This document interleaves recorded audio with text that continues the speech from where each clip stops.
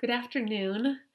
I wanted to take a few minutes to make a quick follow-up video from this morning. I posted a video about negative emotions and how they can be used as a tool for personal growth and healing. And I made it at 6 a.m. this morning, and it was my very first YouTube video. And then I reviewed it this afternoon to kind of see the strengths and weaknesses of what I put out there. And I was really proud of myself for taking that leap and putting out content when I was a little uncomfortable with it because I'm still developing my craft and I'm trying to give myself space with that because I recognize that I have to work through certain things. I'm very new to making videos, and so I'm still learning how to do that the best that I can.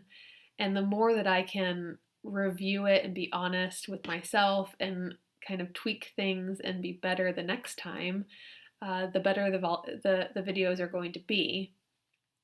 But if I get too caught up in trying to make things perfect, I won't release anything at all. And I think that would be a shame because I enjoy discussing these ideas and I think that they're helping people from the feedback that I'm getting.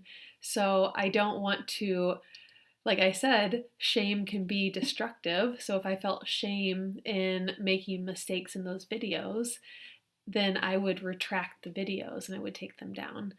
I can feel a little embarrassed for making mistakes, but at the same time, I also know that that's part of the journey. And if I want to grow in a certain area of my life, I have to be willing to put myself out there, take a little bit of risk of getting hurt feelings, maybe, experiencing discomfort and being okay with it and pushing through it.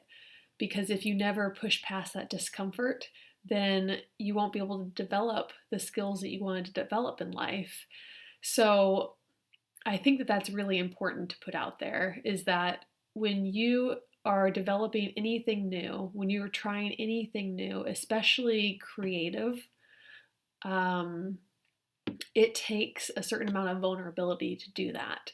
And you're putting yourself out there for people to criticize your work and to pick it apart. And it's a shame because the people that get caught up in the details are missing the message that you're trying to put out there. But the feedback, even if you're just giving yourself the feedback, is really good for growth because you can see your mistakes and move forward and, like I say, fail forward, because that's part of my goals this year is to fail more, because that might actually sound counterintuitive to some of you, but I recognize looking back over the years that I haven't failed enough in life, and I kind of want to encourage people to fail more and build up the resilience to do that and be okay with it and not to take yourself too seriously and pull back the reins, but rather push forward and learn from it and brush yourself off. And it's easier said than done because it's scary, especially when something is so dear to you, like a creative endeavor. And so if I can do it, if I can show that I'm going through that process right now, because I very much am, then I'm hoping that it'll help other people do that as well and inspire other people that it's okay. And I'm okay with making mistakes, and it's not such a scary thing. We don't have to judge each other so harshly. We can be a supportive community, because I think it's really important to help people heal wounds and be more in line with their authentic self. And I think part of the reason why I think that's so important is because I get a little sad when I think about how much people hold back because they are scared to put themselves out there. And the more people that I can encourage to be a little bit more brave and vulnerable, and the more that I can do those things as well, I think it'll open up a lot of awesome things to the world.